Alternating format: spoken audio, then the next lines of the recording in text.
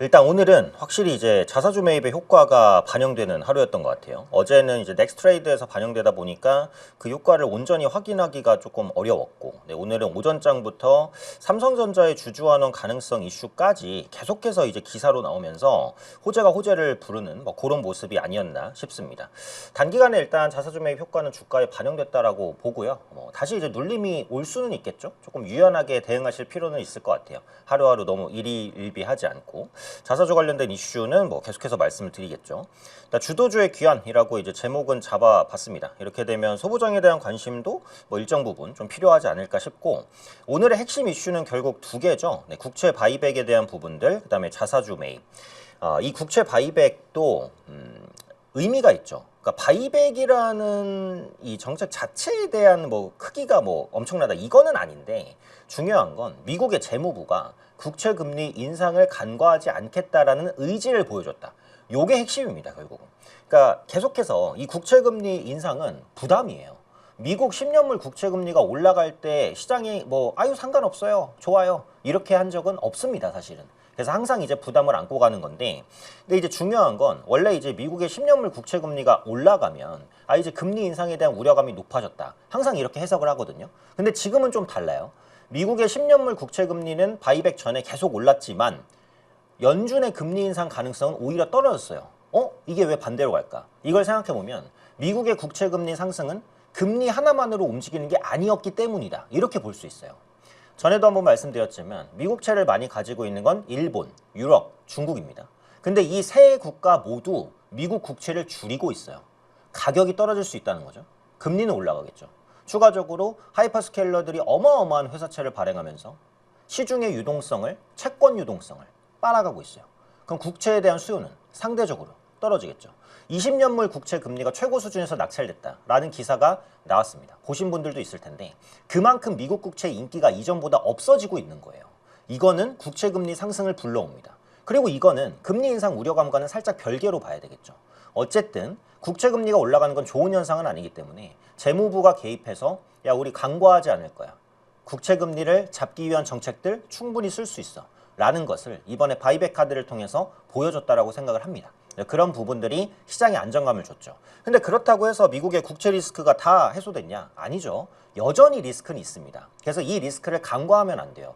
언제든지 충격은 줄 수 있어요. 그래서 우리가 경계감을 갖고 바라봐야 되는 이슈인 것은 분명하다. 이렇게 볼 수 있고요. 두 번째로 이제 자사주 매입 같은 경우 오늘 확실히 좀 반영이 됐죠. 40조 원이면 굉장히 큰 규모입니다. 하루에 몇 천억씩 거의 3개월간 매일 사야 돼요. 어마어마한 규모라고 보시면 될 것 같고, 시장의 기대치 충분히 충족시켰고 3분기 실적 발표 때 배당까지 더 나올 것 같고요. 지금 삼성전자 관련해서 기사 나온 것들 보셨겠습니다만 한 100조 원대 이제 그 주주환원 정책이 있을 거다라는 분석, 그리고 삼성전자는 자사주 매입 소각보다는 배당으로 그 자원을 쓸 가능성이 높다라는 분석 두 가지가 나왔습니다. 그러니까 주가 측면에서는 배당보다는 당연히 이제 자사주 매입 소각이 좋은데, 그러니까 삼성전자의 지분을 삼성생명, 삼성화재 이런 그 금융계열사가 가지고 있다 보니까 10% 룰에 걸려요. 그러니까 금산분리 때문에 10% 이상 삼성전자 주식을 삼성생명이나 화재가 보유할 수 없어요. 근데 지금 10% 간당간당하기 때문에 여기서 자사주 소각을 해버리면 금융사의 지분이 10%를 넘어갈 수도 있다. 그렇기 때문에 일단 배당을 하는 것이다. 이렇게 시장에서는 보고 있어요. 근데 이게 확실히 오피셜로 나오기 전까지는 지켜봐야겠지만 어쨌든 현재 추정되는 건 삼전은 한 100조 원 규모일 것이다. 두 번째는 자사주 매입 소각을 뭐 할 수도 있기는 한데 어쨌든 하이닉스와는 좀 다르게 배당 중심일 것이다. 이 두 가지의 기사가 계속 나옵니다. 그러니까 8월 말쯤에 이제 할 것이다 이런 기사도 나오고 있어서 앞으로 나오는 내용들은 조금 더 지켜볼게요. 이따가 자사주 이슈는 또 말씀드릴 일이 있겠죠. 자, 그리고 이제 트럼프 대통령이 그 이란 상대로 역대 최대 경제 전쟁을 선포했습니다. 저는 이 기사를 보면서 웃기더라고요. 그러니까 제가 계속 그런 말씀을 드렸잖아요. 미국이 이란을 계속 때리는데 미사일이 부족하다. 패트리엇도 부족하고 다 부족합니다, 지금. 트럼프 대통령은 우리 재고 빵빵해 라고 하고 있지만 그게 사실 허풍이죠. 재고가 많이 떨어진 건 사실이다. 그러다 보니까 이제 꺼내는 카드, 이란과 협상을 해야 되는데 미국이 물러서면서 핵을 뭐 인정해 줄 수는 없잖아요. 그렇게 되면 얻는 거 아무것도 없으니까. 그럼 트럼프는 거의 탄핵입니다, 사실 그렇게 가면. 그래서 결국은 이제 무기가 없어서 못 때리고 경제로 한번 때려보겠다. 요겁니다. 어떻게 보면 되게 좀 뭐라 해야 될까? 미국이 졌어요, 이미 이거는. 이렇게 하는 순간 이게 진 거예요. 졌다고 말을 못하니까 경제 압박을 하겠다는 건데 이란에 대한 경제 압박이 지금까지 없었냐? 계속 있었어요.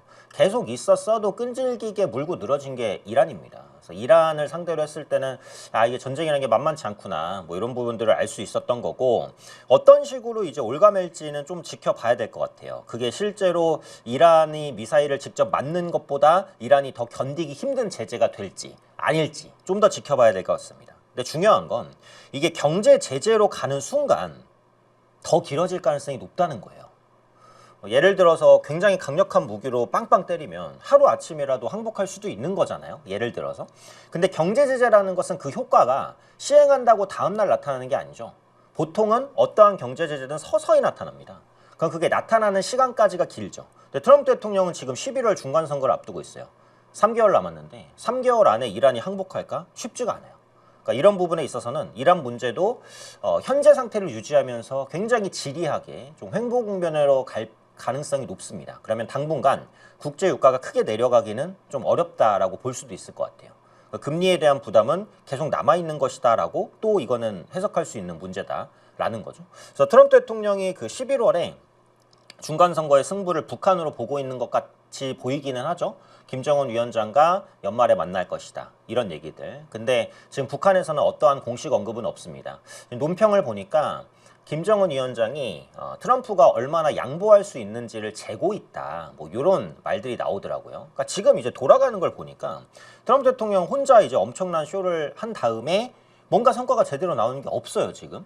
뭐 관세 매기는 것도 이제 욕 많이 먹었죠. 이란 전쟁 뭐 끝낸 것도 아니죠. 우크라 전쟁도 못 끝냈죠. 그러니까 이제 북한 쪽에 뭐를 요구해야 되는 상황인데 지금 애달고 있는 건 트럼프 대통령이지 김정은 위원장은 아니에요. 그렇게 본다면 사실상 북한과 미국이 협상을 하면 미국이 어느 정도는 양보를 많이 해줘야 북한이 그거에 호응할 수도 있겠다. 지금 트럼프의 이런 원맨쇼를 주변 국가들이 오히려 이용하고 있다라는 느낌이 들어요. 그러니까 이런 것들을 볼 때 이제 미국이 실질적으로 뭘 얻어갈 수 있을지에 대한 의문은 계속 남죠. 어쨌든 이런 부분은 우리나라는 약간 중간에 껴있잖아요. 그러다 보니까 이 안에서 좀 줄타기를 좀 잘 해야 되는 그런 상황이다라고 보여지기는 합니다. 관련 이슈들은 앞으로도 계속 나올 것 같기는 해요. 그죠? 네, 우리도 트럼프 때문에 피해를 많이 봤죠. 그죠? 맞습니다.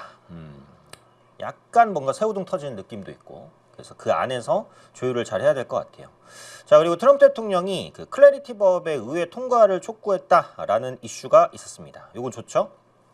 비트코인 꽤 많이 올라왔습니다. 코인 투자하시는 분들은 계신지는 모르겠지만 그래서 비트코인도 지금은 거의 바닥을 찍었다라고 저는 판단을 해서 조금씩 자산을 늘려갈 수도 있지 않을까. 뭐 전에도 이런 말씀 드리긴 했지만 여전히 뭐 그런 시각은 좀 갖고 있어요. 그러니까 제가 전에도 금에 대해서도 한번 말씀드렸고 코인에 대해서도 한번 말씀드렸고 저도 그런 자산에 되게 관심이 많거든요. 그러니까 사실상 제가 주식 전문가기는 하지만 상품에도 저는 관심은 많아요. 금이라든지 아니면 뭐 코인도 제가 예전에 많이 공부를 좀 해본 적이 있었는데 이 허황된 건 분명히 아니거든요. 오늘도 한번 말씀드리기는 했지만 결국은 이 에이전틱 AI라는 게 스테이블 코인 기반으로 움직일 것 같다라는 말씀을 드렸어요. 내일 시황에서도 아마 또 말씀드릴 수도 있을 것 같은데 그래서 헥토 파이낸셜이나 다날 같은 종목군들 올라갈 수 있는 부분들 모멘텀이 있죠. 뭐 트럼프 대통령이 촉구한다고 해서 이게 넘어간다 이렇게 보기는 어려워요. 근데 코인 관련된 종목군들을 계속 눈여겨볼 필요는 있다. 이 정도로는 해석할 수 있을 것 같습니다. 자, 그리고 오픈 AI가 2027년 상장 추진을 공식화했다라는 내용인데요. 정확히 말하면 아예 공식화를 했다는 것보다는 좀 더 빨리 할 수 있으면 할 건데 27년 가능성이 매우 높다. 이 정도로 본 것 같습니다. 그래서 올해는 오픈 AI의 상장은 아마 없을 것이다. 그러면 대규모의 상장은 뭐가 있죠? 엔스로픽이 일단 있을 수 있죠. 그리고 중국에서는 YMTC, 양쯔 메모리가 또 상장을 할 것으로 보입니다. 그래서 양쯔는 아마 뭐 내년 초 정도로도 얘기가 나오기는 해요. 그래서 앞으로 상장하는 기업들은 엔스로픽, 양쯔 메모리 그 두 가지가 좀 중요한 기업이 되지 않을까 그렇게 보여지네요. 자, 특징 섹터 보겠습니다. 오늘은 특징 섹터를 정리하는 게 뭐 크게 의미는 없었어요. 대부분의 섹터가 올라가서. 그래도 정리해보면 S7은 뭐 올라갔죠. 한익3전이 올라가는데 뭐 SK 스퀘어가 안 갈 리는 없죠. 그래서 S7 종목군들 전체적으로 좀 견인이 됐었던 부분이고요. 스테이블 코인 말씀드렸죠. 헥토 파이낸셜, 다날, NHN, KCP. 클래리티 법안이 통과되면 그때부터가 좀 트리거가 될 거예요. 근데 언젠간 통과됩니다. 근데 그 시기를 모르니까 그게 좀 답답한데, 그러다 보니까 우리도 준비는 계속 좀 하고 있어야 되지 않을까. 넓게 보면 네이버도 스테이블 코인 수혜주다라는 말씀은 전에도 한번 드린 적이 있고요. 국내에서도 원화 스테이블 코인에 대한 이슈는 클래리티 법안 통과 전후로는 계속 나올 가능성은 있어요. 그래서 이 이슈는 저도 추적해 가면서 계속 말씀드리도록 할게요. 자, 그리고 mRNA, 요거는 모더나 이슈죠. 자, 모더나 주가 보고 진짜 깜짝 놀랐습니다. 그러니까 미국은 상한가가 없다 보니까 와, 올라가는 것도 이제 살벌해요. 떨어지는 것도 살벌한데 올라가는 것도 진짜 어마어마합니다. 모더나를 지금 보유하고 계셨던 분들은 아마 많지 않을 것으로 추정이 되는데 정말 큰 이슈가 빵 터졌죠. 그래서 오늘 제약바이오주의 투심을 개선시켰는데, 물론 뭐 ST팜은 원료 생산하고 올릭스도 RNA 간섭 기술 있고 관련 있는 거는 맞는데 이게 지속적으로 제약바이오주를 견인할지는 잘 모르겠어요. 네, 어쨌든 RNA로 엮였다고 해서 요 이유만으로 오늘은 뭐 올라갈 수 있지만 이게 연속성이 있을지는, 결국은 제약바이오사는 자신들이 갖고 있는 파이프라인, 뭐 기술 수출 기대감, 임상 성공 기대감, 이런 부분들이 갖춰진 제약바이오주가 선별적으로 움직일 수 있지, 제약바이오 관련된 이슈로 인해서 올라가는 건 뭐 하루 이틀에 한계는 있다라고 생각을 합니다.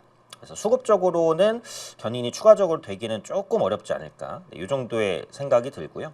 네, 증권주들, SK증권 오늘 상한가 갔죠? 간 이유는 SK하이닉스가 자사주 매입을 SK증권으로 할 가능성이 높으니까. 오늘부터 자사주 매입 시작이 됐을 거예요. 아마 제가 액수는 확인 못했는데 오늘 아마 자사주 매입했을 겁니다.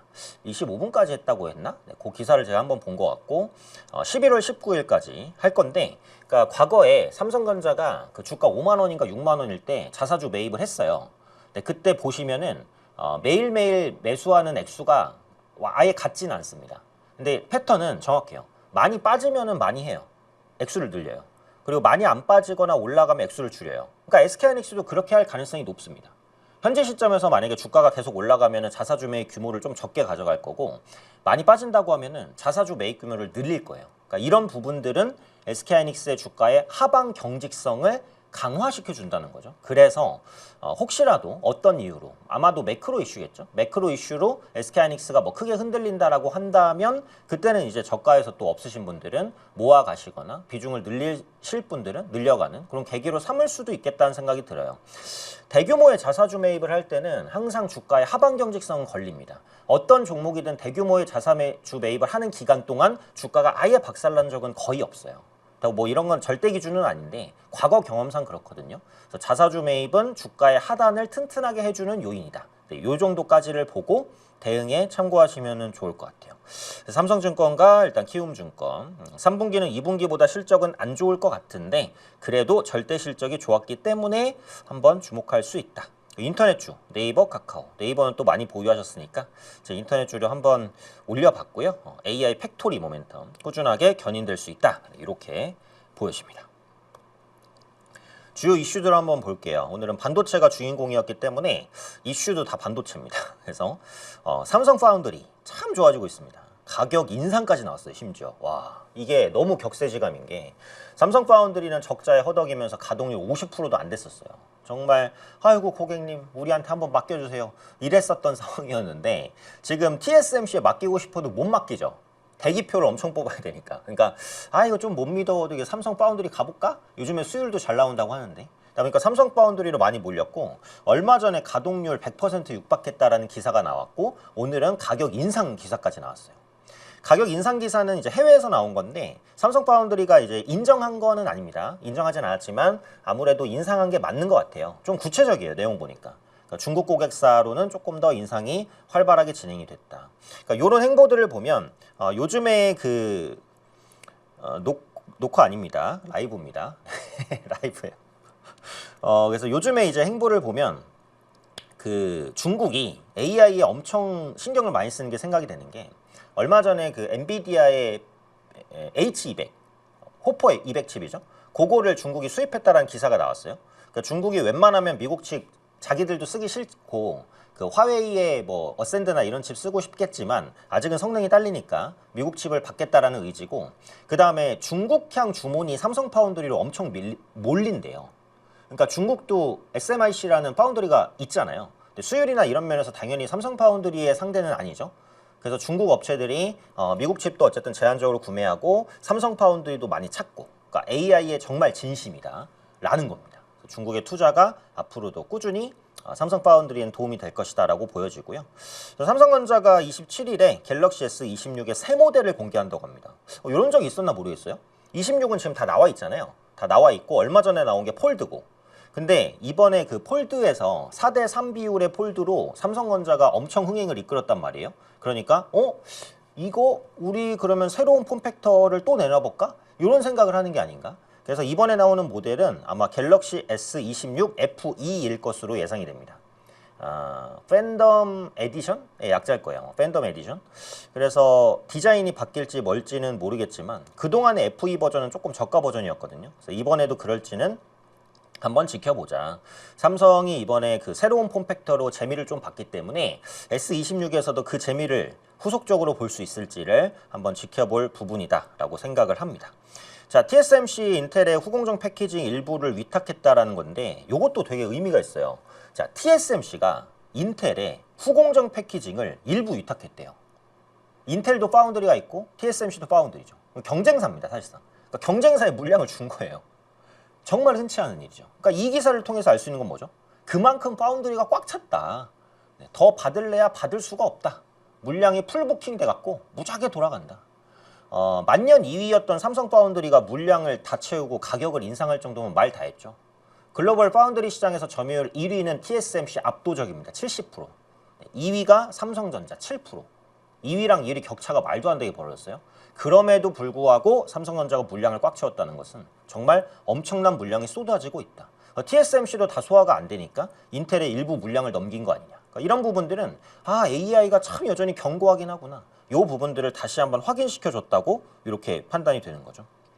그리고 구글이 마벨과 AI 칩 공급 계약을 체결을 했다. 그러니까 지금 에이직 반도체에 있어서 엔비디아에 대한 의존도를 꾸준하게 줄이고 싶은 욕구들이 계속 나옵니다. 그죠? 그래서 자체 칩을 계속 설계하고자 브로드컴, 마벨, 그러니까 이렇게 설계 관련된 기술을 가진 업체와 손을 잡으려는 움직임들 계속 나와요. 이렇게 보면 제가 이제 뭐 국내 주식을 전문적으로 하는 거긴 하지만 마벨이라든지 브로드컴 이런 종목군들도 충분히 관심 있게 볼만은 하죠. 참 미국 주식은 근데 참 밸류 판단이 좀 쉽지가 않아요. 그죠? 자, 내용들 보겠습니다. 그리고 제가 어제 켄 피셔의 3가지 질문으로 주식시장을 이긴다라는 책에서 나온 부채가 많은 게 무조건 나쁜 건 아니다. 그러니까 부채가 늘어나는 건 어쩔 수 없고 늘어나는 속도 그리고 시장의 심리 이게 중요하다는 말씀을 드렸어요. 그래서 미국의 부채는 계속 늘어나고 평생 미국은 이걸 갚을 생각이 없을 것이다. 물론 중간중간 조금씩 갚을 수는 있어요. 네, 조금씩. 근데 지금 벌어져 있는 부채가 너무 많아서 이걸 다 갚는다? 이거는 생각하기가 진짜 힘들거든요.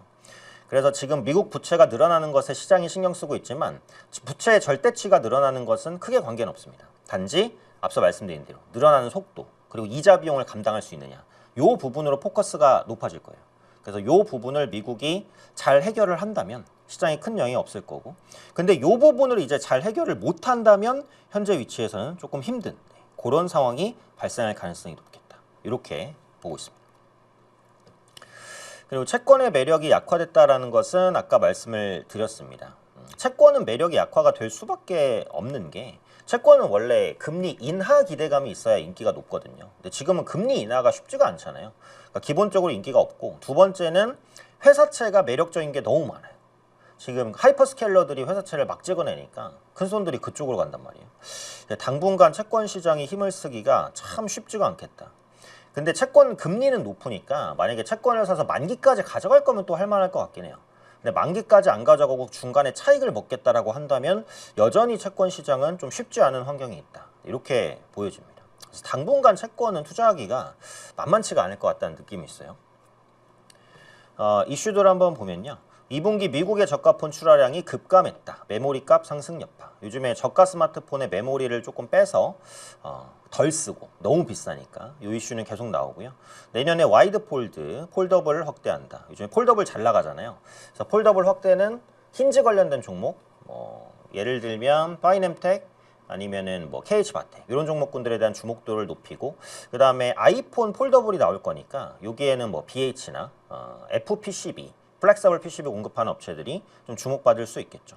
이수페타시스도 요즘에 좀 괜찮았는데요. 추가 설비 투자를 검토하고 있다. PCB의 수요는 계속 확대되고 있다. LG전자 워낙 많이 말씀드린 종목이죠. 엔비디아 로보틱스 협업을 가속화한다. 근데 생각보다 이제 안 올라가는 게 현대차그룹. 지겹죠. 네. 그래서 현대차그룹이 현재부터 좀 매력적으로 보여요. 매력적으로 보인다고 해서 뭐 바로 올라간다는 소리는 아닌데, 만약에 현금이 좀 있다면 현대차그룹이 아예 없다는 가정 하에서 떨어질 때 좀 분할로 모아가는 전략은 괜찮지 않을까. 그러니까 지금 당장은 주목받기 조금 힘들 수 있지만 시간이 지나면서 이런 가치 평가는 꾸준히 좀 될 수도 있겠다. LG전자는 그래도 한번 시세가 나온 거잖아요. 현대차그룹은 거의 못 나왔어요. 이런 부분들도 시차를 두고 조금 나아져야 되지 않을까. 그 정도의 생각은 있습니다. 이슈는 여기까지 보고요. 그다음에 넥스트레이드에서 흐름들 한번 보겠습니다. 넥스트레이드 흐름을 보면 쿠콘, 노타, 이 개별주가 많이 올라갔네요. IT센 글로벌. 근데 거의 다 이제 반도체에서 이제 파생되는 종목군들 위주로, 그리고 스테이블코인 관련된 종목들도 조금 있고, 셀바스 AI 이렇게 AI 붙은 종목이 개별주로서도 많이 움직였고요. 카카오페이가 움직인 건 역시 스테이블코인. 그죠? 그래서 시간 외로 보니까 스테이블코인 관련주들이 좀 보여요. 내일도 만약에 스테이블코인 관련주가 상대적으로 강할 수도 있겠다. 네, 산일전기, 전력기기 관련해서도 조금 움직임이 나오고 있고요. KMW, 5G 통신 관련해서도 좀 나오네요. 그러니까 지금 넥스트에 움직이는 종목들 보니까 스테이블코인 관련주가 가장 눈에 띄고요. 그 다음에 이제 전력 관련된 AI 전력이죠. 그리고 5G 관련된 종목군들이 좀 움직입니다. 하나같이 다 성장주예요. 성장주가 시간에서 움직이는 건 일단 긍정적인 신호로 보여지긴 합니다. 그래서 미증시가 잘 마무리된다는 가정하에 오늘 시외가 아니죠. 넥스트레이드에서 좀 강세를 보였던 종목이 조금 더 시세를 줄 수도 있으니까요. 그 부분까지 한번 보시면 되겠습니다. 자, 그리고 마지막으로 요거 한번 봐야 돼요. 이거 환율 볼게요. 환율이 진짜 어마어마한 속도로 떨어졌죠. 어제도 엄청나게 떨어졌는데, 그러니까 제가 어제 이걸 보고 어제 외국인이 조 단위로 팔았어요. 근데 그럼에도 불구하고 원화가 엄청 강세를 보였어요. 물론 환율은 정말 여러 가지 요건에 의해서 영향을 받는다는 말씀 드렸죠. 미국의 금리 동결 가능성이 높아져서 강세를 보였을 수도 있고, 수출의 내고 물량 그런 것 때문에 강세 보여줄 수도 있고, 누구는 이제 회사에서 세금 처리하려고 그랬다 이런 말도 있는데, 어쨌든 외국인이 대규모 매도를 함에도 불구하고 원화가 강세를 보인다는 건 외국인이 한국 주식을 팔아서 달러로 바꾸지 않았을 가능성이 있다라는 부분을 제가 전에 말씀드렸어요. 그래서 어제도 제가 이 부분을 조금 주목을 했거든요. 보통은 외국인이 조 단위로 팔면은 환율이 상승하거나 적어도 강세로는 잘 안 갑니다. 어제는 이제 복합적인 요인이 있다고 하더라도 어쨌든 외국인이 그 판 금액을 다 달러로 바꿨다고 생각되지는 않거든요. 그러면 한국 증시에 대해서 하방 베팅이 이제 단기적으로 나올 수 있죠. 왜냐면 삼성전자는 공매도가 계속 나왔으니까 하방으로 한두 번 정도는 눌러야 걔들도 빠져나와요. 그죠? 그래서 눌리면 나올 수 있지만 궁극적으로 아예 떠나는 흐름은 아닌 것 같다. 그래서 그런 생각을 했고, 오늘 같은 경우에는 또 의미 있게 들어오기는 했죠. 2.3조. 그래서 외국인의 수급이 굉장히 갈팡질팡하는 모습인데, 저는 전체적으로 외국인은 순매수를 유지할 거라고 생각은 합니다만, 매수 규모는 조금 약할 수 있다는 생각은 들어요. 그러니까 외국인이 지금 위치에서 환차익을 크게 보기는 어려워요. 환율이 만약에 1,200원대까지 떨어진다라고 한다면 여전히 환차익 매력이 있겠지만 1,200원대까지 갈까요? 쉽지 않을 것 같아요. 현재 위치에서는. 그래서 너무 가파른 속도로 이제 급락을 하다 보니까 외국인이 환차익을 거두기 좀 힘들다면 들어오는 모습들이 살짝 약해질 수도 있다. 그렇게 생각해요. 그래서 결국은 개인 투자자분들의 자금이 언제 들어오는지를 보는 게 또 굉장히 핵심적인 내용이 되지 않을까.